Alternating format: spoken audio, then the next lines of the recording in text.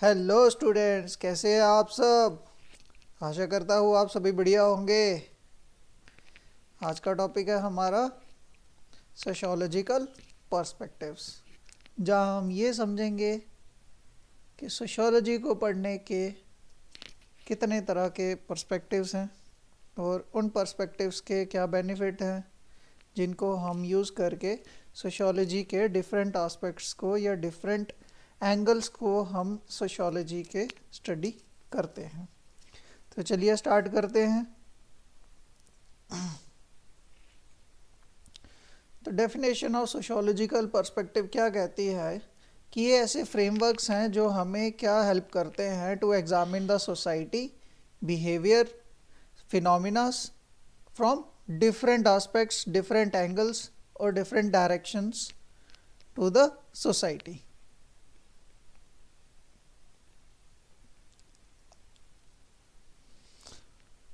जहाँ से हमें डायनामिक्स जो चेंजेस आ रहे हैं सोसाइटी में with human interaction and the build social structure, वो स्टडी करने में हमें हेल्प होती है।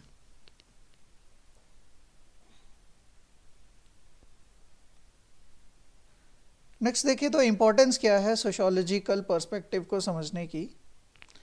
पहला है यहाँ पर unwilling the unseen. Sociological perspective हमें वो पैटर्न्स, वो रिलेशनशिप्स या वो चेंजेस हमें दिखाते हैं जो हमें ऑब्जर्वेबल नहीं है इन सोसाइटी में। हमें सोशोलॉजिकल पर्सपेक्टिव से वो फोर्सेस भी समझ आती हैं जो बिहाइंड द कर्टेन काम कर रही हैं, जो हमारी सोसाइटी में चेंजेस या डायनामिक्स ला रहे हैं।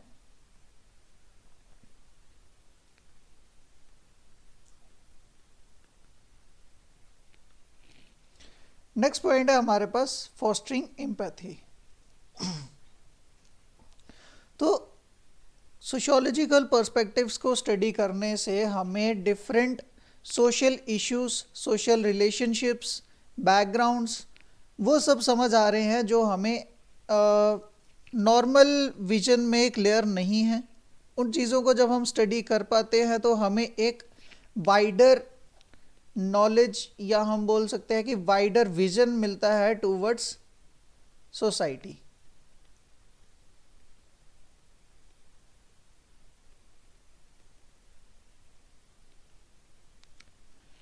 नेक्स्ट इंपॉर्टेंस देखें तो वो है इन्फॉर्मिंग पॉलिसीज। तो सोशोलॉजिकल पर्सपेक्टिव हमें किस तरह से हेल्प करते हैं स्टडी करने में कि वो क्या नॉलेज कलेक्ट करते हैं of those issue, social actions बोल सकते हैं हम, या सोशल चेंजेस। उन प्रॉब्लम्स को हाईलाइट करते हैं और उनकी तरफ सॉल्यूशंस की विजन क्लियर करते हैं। Solutions towards problems.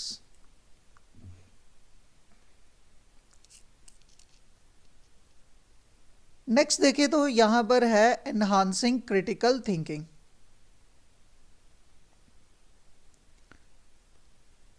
Critical thinking में हम ये देखते हैं कि जो भी चेंजेस आ रहे हैं या जो भी एक्शंस परफॉर्म हो रहे हैं सोसाइटी में, तो वो किस तरह के उन एक्शंस पे हम क्वेश्चनिंग कर सकते हैं या उनके पीछे की रीज़न समझ सकते हैं। अगर वो सोशल एक्शंस कहीं ना कहीं नेगेटिव एस्पेक्ट्स रख रहे हैं तो हम उनके अगेंस्ट वॉइस रेज कर सकते हैं।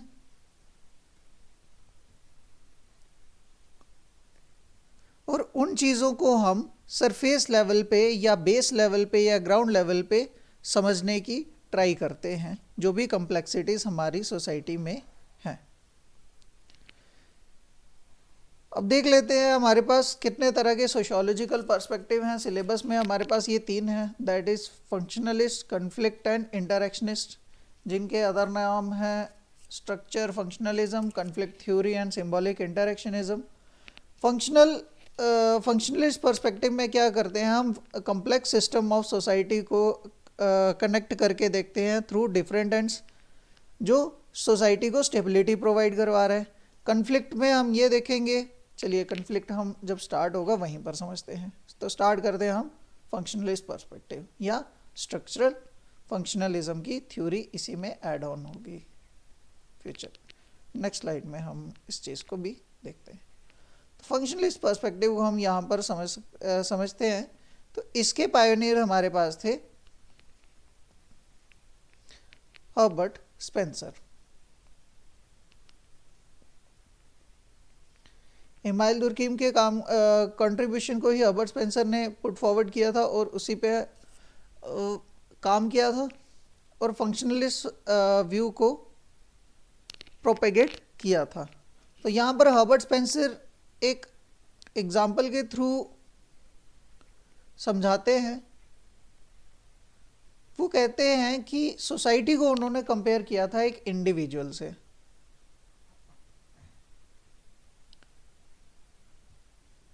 एक पर्सन या एक इंडिविजुअल से।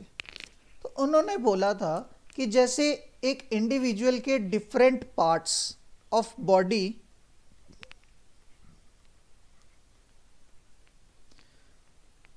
डिफरेंट वर्क कर रहे हैं in order to stabilise the body, stability maintain हो रही है जिससे बॉडी की, उसी तरह सोसाइटी के भी डिफरेंट एलिमेंट्स अपना अपना रोल परफॉर्म कर रहे हैं या अपना अपना फंक्शन परफॉर्म कर रहे हैं जिससे सोसाइटी स्मूथली रन कर रही है और सोसाइटी में स्टेबिलिटी बनी हुई है।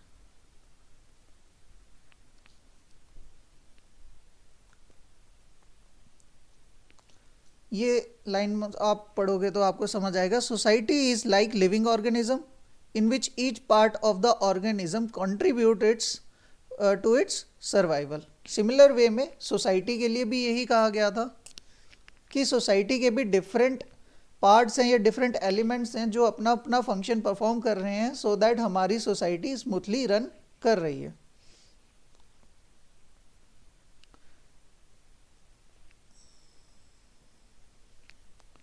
तो इसी पे काम किया था। Spencer compared society to living organism. Emile Durkheim analysis of religion. उन्होंने कंट्रीब्यूशन दिया था थ्रू रिलीजन। अब इनकी इसी कंट्रीब्यूशन को आगे पुट फॉरवर्ड करेंगे नए सोशियोलॉजिस्ट आएंगे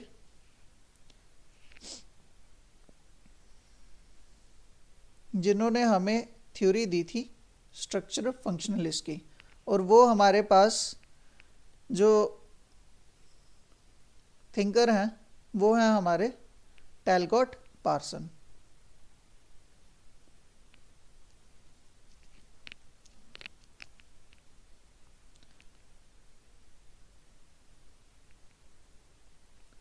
तो टैलकॉट पार्सन क्या कहते थे कि सोसाइटी क्या है, एक नेटवर्क है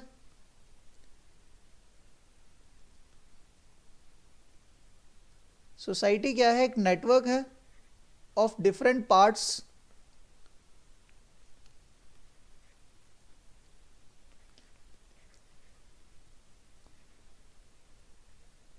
जो कंट्रीब्यूट कर रहे हैं towards the stability of society या सिस्टम एज ए होल।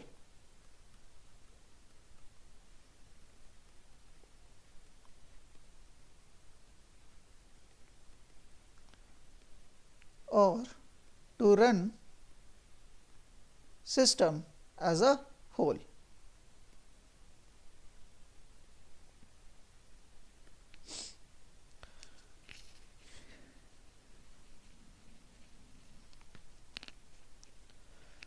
उनकी थ्योरी फर्दर आगे किस तरह से बढ़ती है कि वो कहते हैं कि अगर कोई एलिमेंट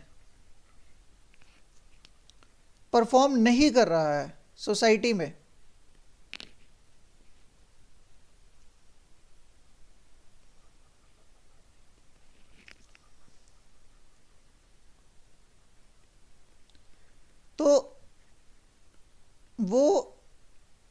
फ्यूचर का या अपकमिंग जनरेशन्स में पास नहीं होगा, then that will not pass to next generation. इसे थ्योरी बहुत बढ़िया थ्योरी है, आपके सिलेबस के पॉइंट ऑफ व्यू से ये लिमिटेड मटेरियल में है, अदरवाइज किसी को इंटरेस्ट होगा तो ज़रूर पढ़िएगा, लाइब्रेरी विजिट करिएगा। तो ये है हमारे पास स्ट्रक्चरल फंक्शनलिस्ट थ्योरी के अंडर। नेक्स्ट बात कर लेते हैं कि इसी सिस्टम के इसी पर्सपेक्टिव के क्रिटिसिजम्स की। ऑब्वियसली कोई भी सिस्टम एस्टेब्लिश होगा तो उसके क्रिटिसिज्म भी साथ में रन करेंगे, बट उसको हम एक्सेप्ट इसलिए करते हैं क्योंकि उसके बेनिफिट ज़्यादा होते हैं रादर देन इट्स क्रिटिसिज्म। तो चलिए डिस्कस कर लेते हैं। पहला है neglect of conflict and theory. तो जब बात करते हैं हम फंक्शनलिज्म की, फंक्शनलिज्म हमें इस तरह से दिखाता है कि हर एक पार्ट फंक्शनल है सोसाइटी का, बट ऐसी सिचुएशन हमेशा नहीं होगी। प्रॉब्लम्स भी सोसाइटी में उसी के साथ चलेंगे। तो पहला क्रिटिसिज्म यही दिखाता है कि फंक्शनलिस्ट, अगर आप बता रहे हो कि हर पार्ट ऑफ सोसाइटी फंक्शनलिस्ट है या फंक्शनल स्ट्रक्चरल फंक्शनल का पार्ट है, तो इसका मतलब ये होना चाहिए कि पूरी सोसाइटी हार्मनी में रह रही है, पीस में रह रही है। बट ऐसा तो नहीं है, इसीलिए उन्होंने क्रिटिसाइज किया कि आपने कन्फ्लिक्ट्स को इग्नोर किया है। या यहाँ पर इनइक्वालिटी किसी भी वे में हो सकती है जिस चीज़ों को आपने इग्नोर किया है। इनइक्वालिटी कास्ट बेस हो सकती है, रिलीजन बेस हो सकती है, डिसएडवांटेज्ड भी होते हैं, ठीक है। तो इन सभी को आपने इग्नोर किया है इस पर्सपेक्टिव के अंडर स्टडी करते हुए। तो ये सब नहीं होनी चाहिए थी चीज़ें। नेक्स्ट पॉइंट है इंडिविजुअल एजेंसी। फंक्शनलिज्म यहाँ पर क्या कर रहा है, बात करता है सिर्फ इंडिविजुअल के बिहेवियर पे, इंडिविजुअल के बिहेवियर पे, क्योंकि फंक्शनल वहां पर एक एलिमेंट ही होगा जो अपने फंक्शन परफॉर्म कर रहा है। तो वो अपने आप को ग्रूम कर रहा है या अपने आप को डेवलप कर रहा है। तो क्रिटिक्स ये कहते हैं कि ये ओवरलुक्स क्या दिखा रहा है, इंडिविजुअल की resistance, innovation, ability to challenge the status quo. तो यहाँ पर वो अपने आप को जब फंक्शनल देख रहा है तो वो अपने आप को कभी भी ग्रो नहीं कर पाएगा।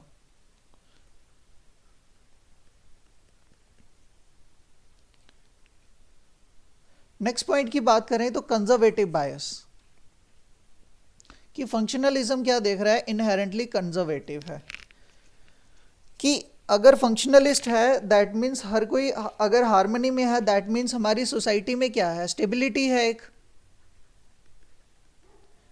या ऑर्डर, सोशल ऑर्डर मेंटेन्ड है।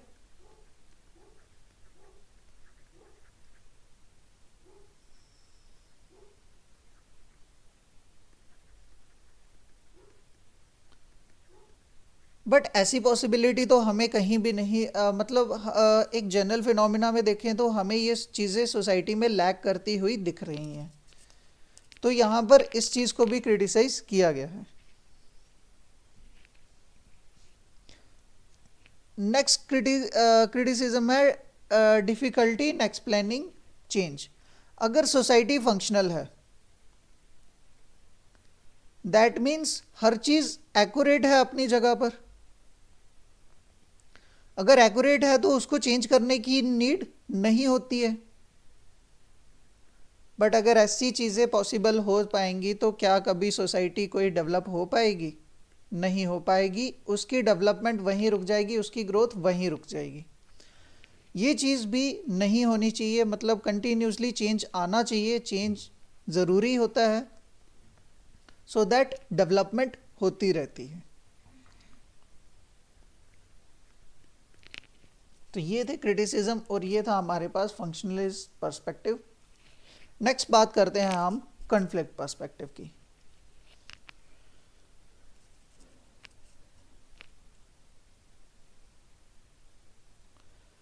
तो कॉन्फ्लिक्ट पर्सपेक्टिव को स्टडी करने के लिए हम पहले कॉन्फ्लिक्ट वर्ड को ही समझ लेते हैं। तो कॉन्फ्लिक्ट वर्ड क्या दिया, किसने दिया था हमें? कार्ल मार्क्स ने।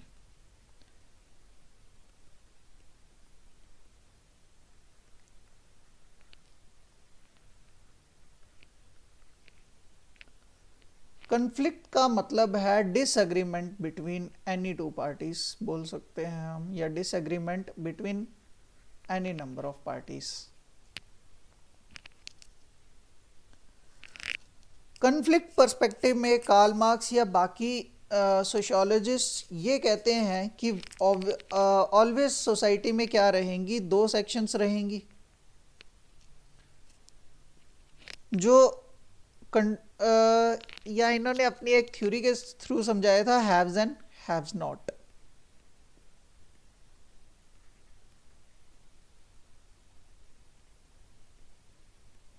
जहां हैव्स कंट्रोल करके बैठे हैं सभी चीज़ों को, और हैव्स नॉट के पास वो चीज़ें नहीं हैं और वो उन्हीं चीज़ों के लिए कंटिन्यूस स्ट्रगल में है, और वो उन चीज़ों को पाने के लिए अपनी पूरी लाइफ अपनी जद्दोजहद में लगे रहते हैं। तो कॉन्फ्लिक्ट हमेशा क्या लेके आएगा हमारे पास? एक तरह से tension, hostility, competition, disagreement and many other such social problems या इश्यूज। और ये हमारे पास एक कांस्टेंट प्रोसेस रहेगा और ये कंटिन्यूसली चलता रहेगा।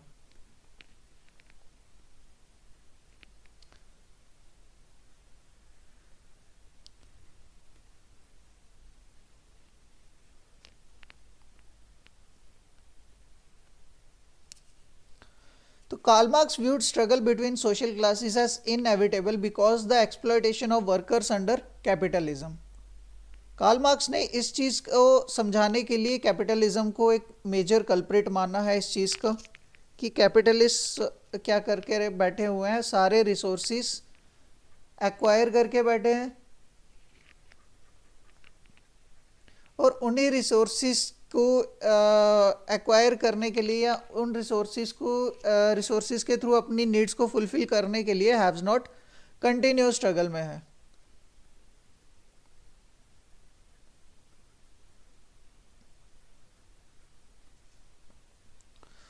Thus, in studying any culture, organization or social group, sociologists want to know who benefits, who suffers and who dominates at the expense of others। तो ये डेफिनेशन अपने आप में समझा रही है कि यहाँ पर क्या है, हमेशा एक डिसएग्रीमेंट मेंटेन्ड है एक पार्टी में और दूसरी पार्टी में, जिसको स्टडी करने के लिए हमारे पास ये पर्सपेक्टिव है जिसके थ्रू हम समझने की ट्राई कर रहे हैं।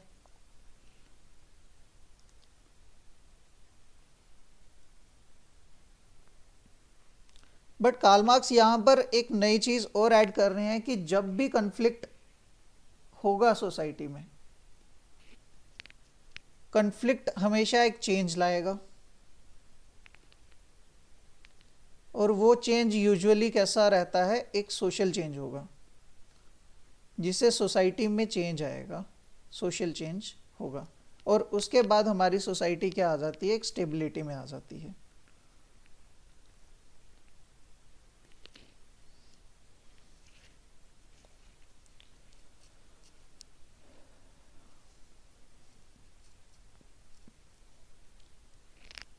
एक बेनिफिट और हुआ था कॉन्फ्लिक्ट पर्सपेक्टिव को स्टडी करने से, कि सोशियोलॉजिस्ट उस साइड को भी सोसाइटी में देखने लगे थे जो कहीं ना कहीं इग्नोर हो रही थी by the view of sociologist.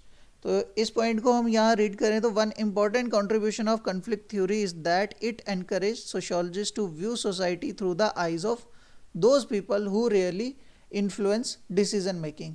मतलब वो लोग भी अब पार्टिसिपेट कर रहे थे यहाँ पर कन्फ्लिक्ट पर्सपेक्टिव के थ्रू, जिनको कहीं ना कहीं इग्नोर किया जा रहा था सोसाइटी में, जिनके वर्ड्स की वैल्यू माइन्यूट थी या नेग्लिजिबल के बराबर हम बोल सकते हैं। जब उनके बिहाफ पे भी कोई बात करेगा तो ऑब्वियसली उनके व्यूज़ को भी एक रिकग्निशन मिलेगा जब वो व्यूज़ वैलिड होंगे। और ये सोसाइटीज़ की एग्जांपल्स हैं कुछ, जैसे ब्लैक्स अमेरिका में हैं या साउथ अफ्रीका में हैं, अनटचेबल्स इंडिया में हैं, हिंदू माइनॉरिटीज़ पाकिस्तान में हैं, एंड मैनी अदर्स। या एक एस्पेक्ट हम और कह सकते हैं कि फीमेल्स।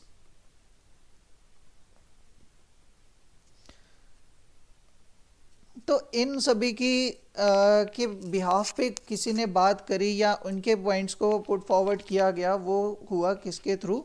कन्फ्लिक्ट पर्सपेक्टिव के थ्रू। तो इसी का इस पर थ्योरी के या इस पर्सपेक्टिव के भी क्रिटिसिज्म है। ऑब्वियसली वो हमें पढ़ने ही पड़ेंगे, क्योंकि मैंने पहले भी बताया कि हमें हर एस्पेक्ट को स्टडी करने की नीड होती है। अब इंटरेस्ट आपका किस में बनता है वो आपके ऊपर डिपेंड है, बट हमें हर एस्पेक्ट से चीज़ों को समझना ज़रूरी है। पहला पॉइंट है over emphasis on conflict. Conflict perspective हमें ये समझा रहा है कि कंटिन्यू स्ट्रगल है, बट ऐसा भी नहीं है। कहीं ना कहीं स्टेबिलिटी है, तभी ये सोसाइटी या हाँ हम कह सकते हैं कि ये सोसाइटी रन कर पा रही है। नेक्स्ट है नेग्लेक्ट द सोशल स्टेबिलिटी। तो सोशल स्टेबिलिटी को अगर हम कंप्लीटली इग्नोर कर दें तभी हम कह सकते हैं कि there is a continuous conflicts, but ऐसा कुछ नहीं है। नेक्स्ट है focus on class conflict.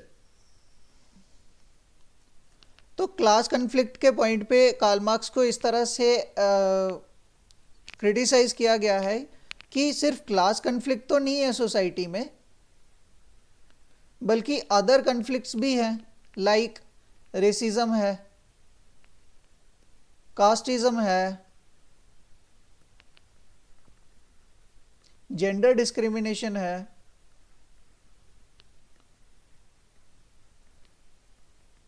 And so on. तो इस तरह से आप इनमें से 3 भी क्रिटिसिज्म कर लोगे तो बहुत हैं। बाकियों का अगर मटेरियल चाहिए होगा तो प्लीज़ कांटेक्ट मी, मैं ये प्रोवाइड करवा दूंगा आपको। आप ये 3 भी लिख लोगे, मोर देन इनफ है। तो इस तरह से हमारा कन्फ्लिक्ट पर्सपेक्टिव के भी क्रिटिसिज्म हमने समझ लिए हैं। नेक्स्ट बात करते हैं हम इंटरैक्शनिस्ट पर्सपेक्टिव।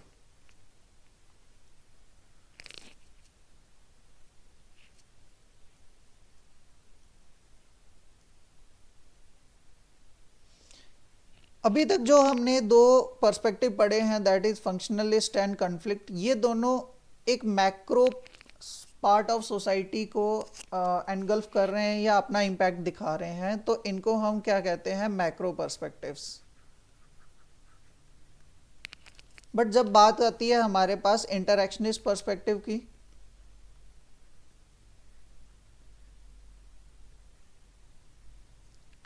तो ये हमारे पास कैसा है? माइक्रो पर्सपेक्टिव है।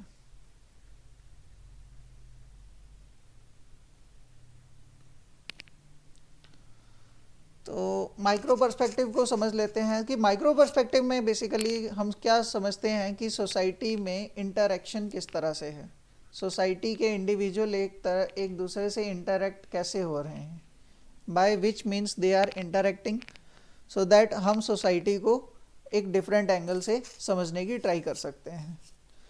तो यहाँ पर यही है, many contemporary sociologists are more interested in understanding society as a whole through an examination of interaction, social interaction, like casually talking with one another, family and many others. This is known as interactionist perspective. Interactionist perspective को भी कहीं ना कहीं start किया था हमारे sociologist max weber ने, जिनके वर्क को पुट फॉरवर्ड किया हमारे पास एक इम्पॉर्टेंट सोशियोलॉजिस्ट G.H. मीड, जिनका नाम है जॉर्ज हर्बर्ट मीड। और इन्होंने नया कंसेप्ट दिया था सिंबॉलिक इंटरैक्शनिज्म का।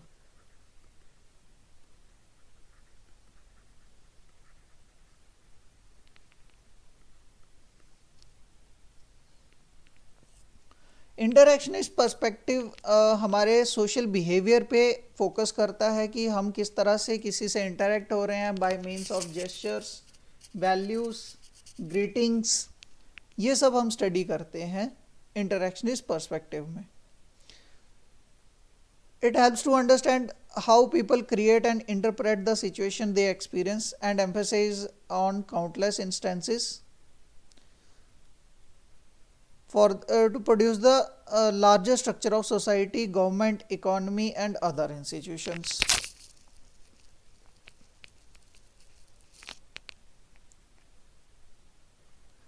नेक्स्ट क्रिटिसिज्म की बात कर लें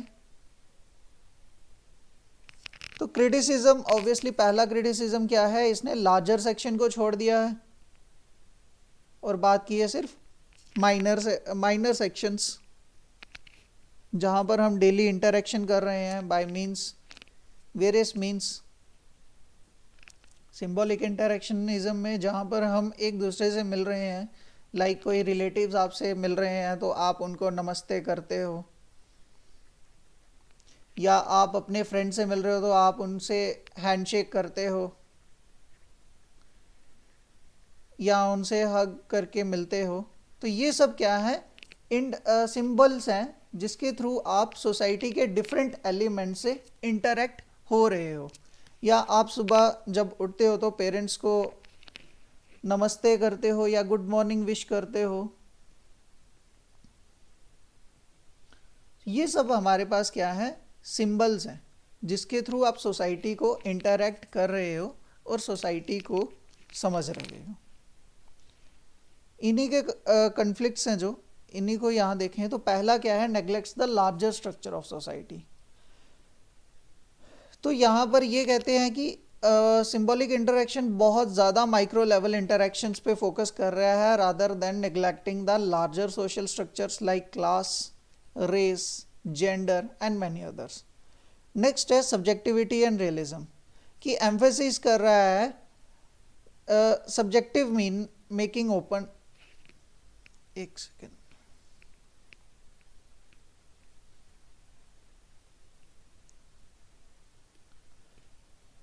रिलेटिविज्म, तो ये हमारे पास रिलेटिविज्म पे ज़्यादा फोकस कर रहा है और ऑब्जेक्टिविटी यहाँ पर कहीं ना कहीं लैक कर रही है।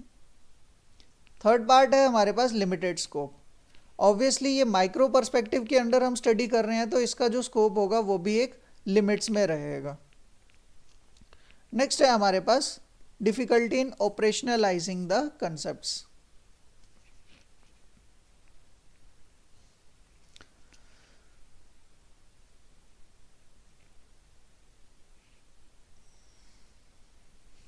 तो key concepts like self can be difficult to define by the measure of objective, define and measure objectively.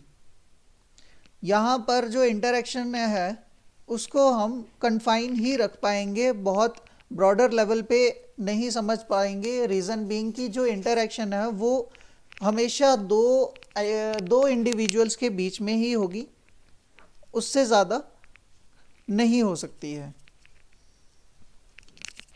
तो ये हमारे पास तीन पर्सपेक्टिव थे सोशियोलॉजी को समझने के, जिनके डिफरेंट टाइप से क्रिटिसिज्म भी रहे, जिनको हमने यहाँ पर डिस्कस किया। अब एप्लीकेशंस है सोशियोलॉजिकल पर्सपेक्टिव्स की। एप्लीकेशंस,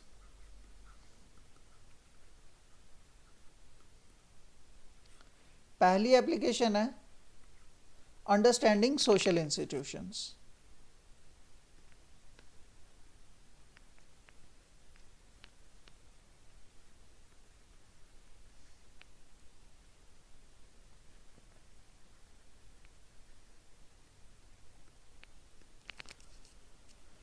तो जैसे जैसे हम डिफरेंट टाइप्स ऑफ पर्सपेक्टिव्स के थ्रू सोशियोलॉजी को स्टडी करने की ट्राई करेंगे, हमें डिफरेंट एस्पेक्ट्स या डिफरेंट इंस्टीट्यूशंस समझ आएंगे सोशियोलॉजी के। जैसे यहाँ पर एग्जांपल दी है, आप देख सकते हो, फैमिली, एजुकेशन, गवर्नमेंट, जो हमें डिफरेंट वे में सोशियोलॉजी या सोसाइटी को स्टडी करने में या उनसे इंटरेक्ट करने में हेल्पफुल रहते हैं।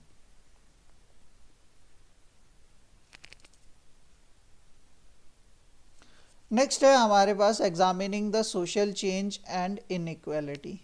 तो सोशल जैसे जैसे डिफरेंट पर्सपेक्टिव से हम सोसाइटी को समझने की ट्राई करेंगे, तो वैसे वैसे हमें ये समझ आएगा कि सोसाइटी में चेंजेस किस तरह से आ रहे हैं, किस तरह से चेंजेस इक्वालिटी में आ रहे हैं या इनइक्वालिटी में आ रहे हैं, और किस तरह से हमारी सोसाइटी फ्यूचर में प्रोसीड करेगी या कर सकती है। ये सब स्टडी करने में हमें ये डिफरेंट एस्पेक्ट्स या डिफरेंट पर्सपेक्टिव्स हेल्प करते हैं। तो आज के टॉपिक में हमने तीनों पर्सपेक्टिव्स को समझने की ट्राई की है। पहला है functionalist, next is conflict, and third one is interactionist.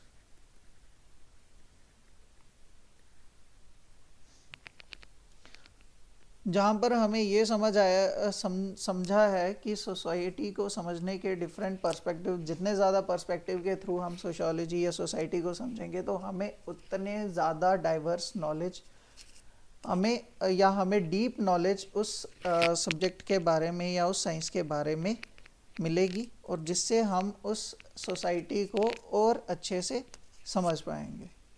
तो आज की वीडियो में इतना ही। Thank you and have a nice day. Bye bye.